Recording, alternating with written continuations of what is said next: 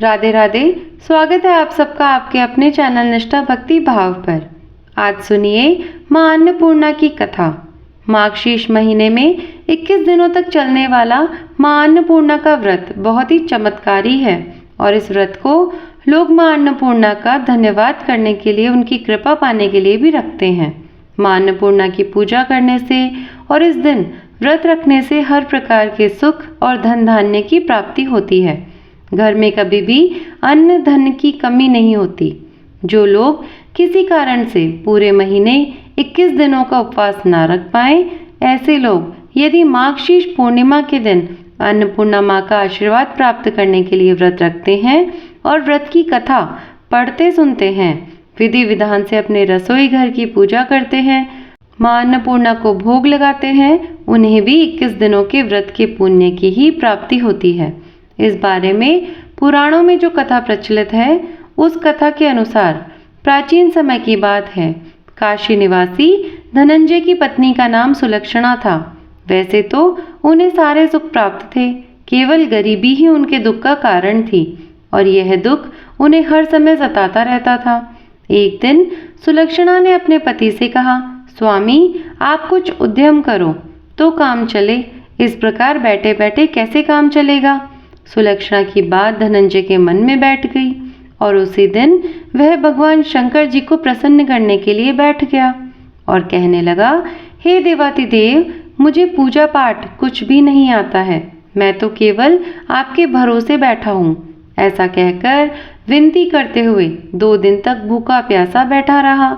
यह देखकर भगवान शंकर जी ने उसके कान में अन्नपूर्णा अन्नपूर्णा अन्नपूर्णा इस प्रकार 3 बार कहा। यह कौन क्या कहकर चला गया। धनंजय इसी सोच में पड़ गया। फिर वह मंदिर में जितने भी ब्राह्मण लोग आया करते थे, भक्तजन आया करते थे, उन सभी से पूछने लगा कि पंडित जी, यह अन्नपूर्णा कौन है। ब्राह्मणों ने कहा कि तू अन्न छोड़कर बैठा है तो इसलिए हर समय केवल अन्न की ही बात सोच में आती है। जा घर जाकर भोजन ग्रहण कर। वह अपने घर गया। अपनी पत्नी से सारी बात उसने बताई तो पत्नी कहने लगी, स्वामी आप चिंता मत कीजिए, स्वयं शंकर जी ने यह मंत्र आपको दिया है तो वे स्वयं ही इस बात को प्रकट करेंगे। आप फिर से जाकर उनकी आराधना कीजिए। ऐसा सुनकर धनंजय भगवान की पूजा में और ध्यान में बैठ गया। अब रात में शंकर जी ने फिर से उसके कान में आज्ञा दी, जा तू पूर्व दिशा में जा और रास्ते भर अन्नपूर्णा का नाम जपते रहना। इस प्रकार धनंजय अन्नपूर्णा माँ का नाम जपता जाता, रास्ते में फल खाता, झरनों का मीठा पानी पीता। इस प्रकार जाने कितने ही दिनों तक वह लगातार चलता गया। कई दिनों तक लगातार चलने के बाद उसे एक बहुत सुंदर वन मिला जो कि चांदी की तरह उजला था। इस प्रकार इस वन में एक सरोवर भी था जिसके किनारे जाने कितनी ही सुंदर अप्सराएं झुंड बनाए हुए बैठी थी। उनमें से एक कथा कहती थी और सब माँ अन्नपूर्णा माँ अन्नपूर्णा माँ अन्नपूर्णा इस प्रकार बार बार कहा करती। वह अगहन मास की उजियारी रात थी और उसी दिन से ही व्रत का प्रारंभ था। जिस शब्द की खोज करने वह निकला था, धनंजय को उसे वही शब्द वहां भी सुनने को मिला। अब धनंजय ने हिम्मत जुटाकर उन सभी देवियों के पास जाकर पूछा कि हे देवियों, यह आप क्या कर रही हो। तब उन सब ने कहा, हम माँ अन्नपूर्णा का व्रत करती हैं। तब धनंजय ने पूछा कि इस व्रत को करने से क्या मिलता है, इस व्रत का पूजा विधान क्या है, क्या किसी और ने भी इस व्रत को किया है, इस व्रत को कब किया जाता है, कैसे किया जाता है, इसकी विधि क्या है, कृपया आप सभी मुझे भी बताइए। तब वे सभी कहने लगी कि इस व्रत को सब कोई कर सकते हैं। 21 दिन तक के लिए 21 गांठ का सूत्र लेना चाहिए। अगर 21 दिन व्रत ना कर पाए तो केवल 1 दिन भी उपवास कर सकते हैं। अगर 1 दिन का उपवास करना भी संभव ना हो तो पूर्णिमा के दिन केवल कथा सुनकर प्रसाद ही ग्रहण कर लेना चाहिए। कथा सुनने से पहले कुछ भी ग्रहण ना करें। निराहार रहकर कथा कहानी सुननी चाहिए। कथा कहानी यदि सुनने वाला अगर कोई भी ना मिले तो अपने सामने पीपल के पत्तों को रखकर या सुपारी या फिर गंवार पाठे के वृक्ष के सामने बैठकर या दीपक जलाकर या फिर सूर्य, गाय या तुलसी जी या महादेव जी को बिना कथा सुनाए मुख में दाना न डालें। अगर भूल से कुछ मुंह में चला भी जाए तो फिर एक दिन का उपवास फिर से करें। व्रत के दिन क्रोध ना करें, झूठ ना बोलें। धनंजय बोला, इस व्रत को करने से मुझे क्या मिलेगा? तभी देवियां कहने लगी कि इसको करने से अंधों को आंखें मिल जाती हैं, लोगों को हाथ मिल जाते हैं, निर्धन के घर धन के भंडार भर जाते हैं, बांझन को संतान मिल जाती है, मूर्ख को विद्या मिल जाती है, और जो भी जिस भी कामना से इस व्रत को करता है मां अन्नपूर्णा उसकी सब इच्छाएं पूर्ण करती है। तब धनंजय कहने लगा कि बहनों, मेरे पास भी धन नहीं है, विद्या नहीं है, कुछ भी तो नहीं है। मैं तो दुखिया ब्राह्मण हूँ। क्या मुझे इस व्रत का डोरा दोगी? तो देवियां कहने लगी, हाँ भाई, तेरा कल्याण हो, हम तुझे डोरा देंगे। ले, इस व्रत का डोरा ले। फिर धनंजय ने वह डोरा लेकर व्रत पूर्ण किया। जब व्रत पूरा हुआ तब सरोवर में से 21 खंड की सोने की सीढ़ी हीरे मोती जड़ी हुई प्रकट हुई। धनंजय जय अन्नपूर्णा कहता हुआ जाता था। इस प्रकार जाने कितनी सीढ़ियां वह नीचे उतर गया। जब नीचे उतरा तो उसने देखा कि करोड़ों सूर्य से प्रकाशमान मां अन्नपूर्णा का मंदिर है। उसके सामने सोने के सिंहासन पर मां अन्नपूर्णा विराजमान है। सामने भिक्षा के लिए शंकर भगवान खड़े हुए हैं।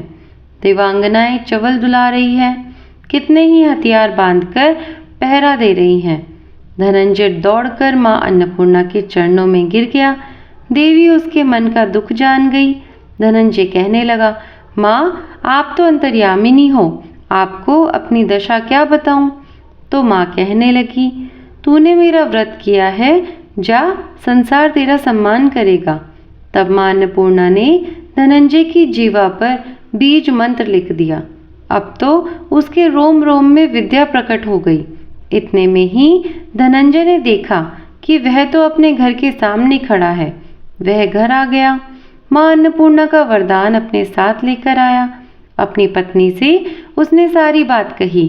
मां अन्नपूर्णा की कृपा से उसके घर में सुख और संपत्ति का धन का भंडार भर गया। छोटा सा घर बहुत बड़ा गिना जाने लगा। जैसे शहद के छत्ते में सैकड़ों मधुमक्खियां जमा होती है, उसी प्रकार अनेक सगे संबंधी घर आकर उसकी तारीफ करने लगे।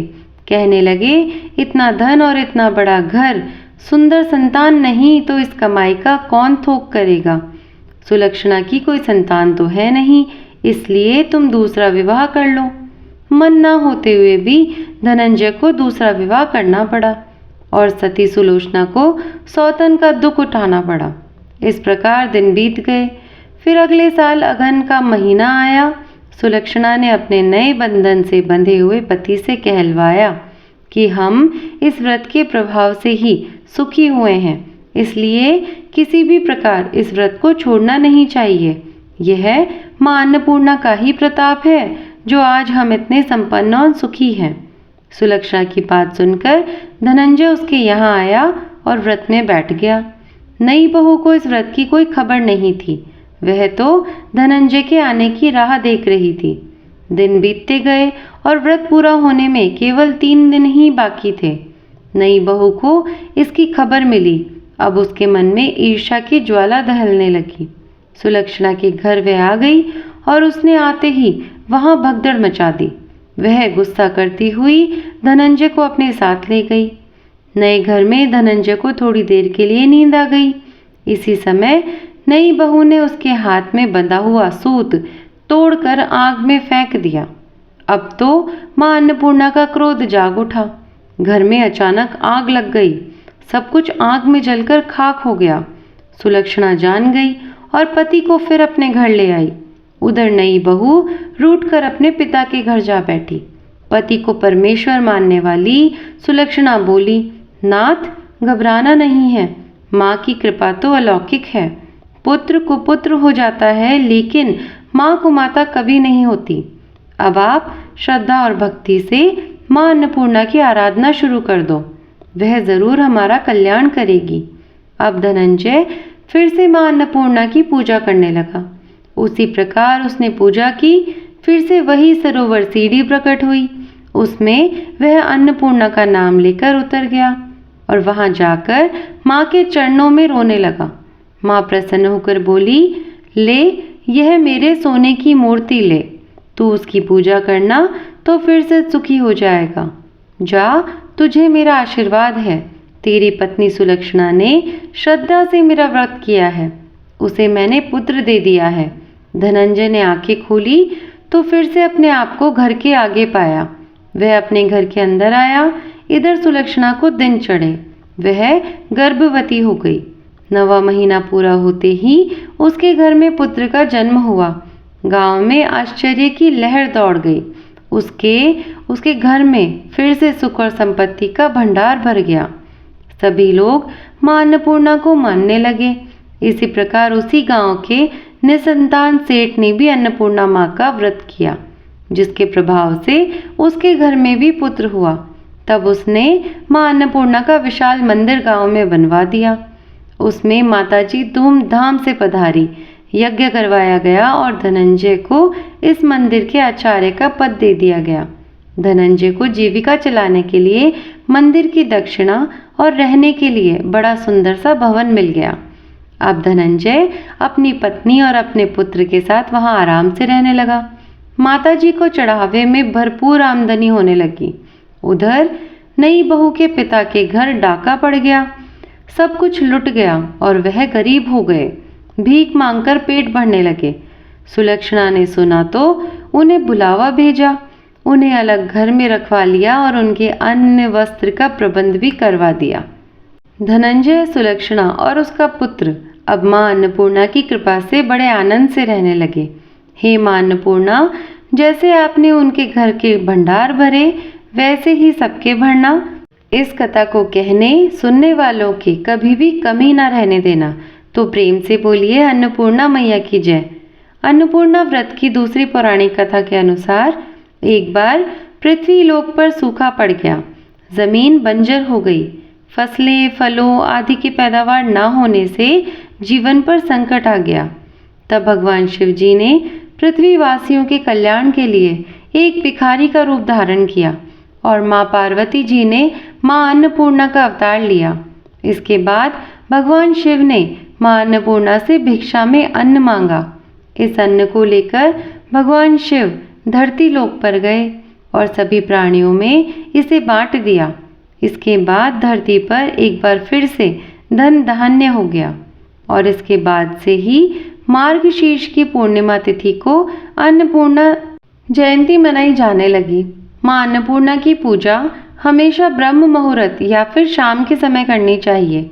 आप मां अन्नपूर्णा की पूजा वैसे तो रोज भी कर सकते हैं, लेकिन अगन महीने के शुक्रवार को खास तौर पर मां की पूजा की जाती है। मां को खीर का भोग बहुत प्रिय है और मां अन्नपूर्णा का विश्व विख्यात मंदिर बनारस में काशी विश्वनाथ जी के मंदिर के बिल्कुल पास में ही है। कहते हैं कि अन्नपूर्णा मां की पूजा करने से कभी भी घर में अन्न की कमी नहीं रहती। कोई भी व्यक्ति भूखा नहीं सोता। मां अन्नपूर्णा की पूजा करने से पहले रसोई घर की भी पूजा की जाती है और कथा पढ़ने से पहले अपने रसोई घर को साफ करके, गैस चूल्हे को साफ करके वहां पर भी दीपक जलाना चाहिए। यदि आपके पास मां अन्नपूर्णा की तस्वीर या मूर्ति ना हो तो मन में ही मां अन्नपूर्णा का ध्यान करके उन्हें धन्यवाद देना चाहिए। ध्यान रखें कि पूजा करने से पहले झूठी रसोई नहीं होनी चाहिए। उस समय घर में आप कुछ ना बनाएं। जब आप पूजा कर लें उसके बाद ही घर में जो भी भोजन आदि आपको बनाना है वह आप बना सकते हैं। जो लोग 21 दिन का उपवास ना कर पाए, 21 दिनों तक नियमों का पालन ना कर पाए, वो केवल मार्गशीर्ष पूर्णिमा के दिन भी इस विधि विधान से मां अन्नपूर्णा की पूजा कर सकते हैं। तो यह थी आज की कथा। अगर यह कथा आपको पसंद आई हो, वीडियो को लाइक और शेयर करिए और अगर आप चैनल पर नए हैं तो चैनल को सब्सक्राइब करिए। तब तक के लिए धन्यवाद। राधे राधे।